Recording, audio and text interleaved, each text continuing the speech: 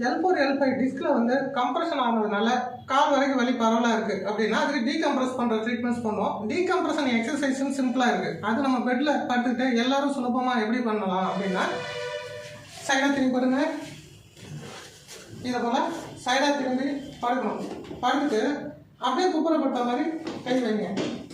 குப்புறப்படுத்துட்டு இப்போ இந்த டிஸ்க் லெவலில் தான் வந்து கம்ப்ரெஷன் இருக்கும். அந்த கம்ப்ரெஷன் ஆனதுனால கால் வரைக்கும் வலி வருதுன்னா இந்த காலை லைஸாக பின்னாடி தள்ளி தொங்க விட்ட மாதிரி இருங்க. இப்படி தொங்க விட்ட மாதிரி ஒரு 10 செகண்ட்ஸ் ஹோல்ட் பண்ணுறப்போ இந்த இடத்துல நல்லா கவுண்டர் ட்ராக்ஷன் எஃபெக்ட் கிடைக்கிறதுனால இந்த இடத்துல இருக்க கம்ப்ரெஷன் வந்து கிராஜுவலாக கொஞ்சம் கொஞ்சமாக ரிலீஸ் ஆகும். இது பண்ணும்போது சில கிளிக் சவுண்ட் கேட்கறதுனால ஒன்றும் பயப்பட தேவையில்லை. அது வந்து அந்த சாக்ரோலியர் ஜாயிண்ட்னு சொல்லுவோம். அந்த ஜாயிண்டில் ஏற்பட்டிருக்க ஸ்ட்ரெயின் வந்து ரிலீஸ் ஆகுது தான்.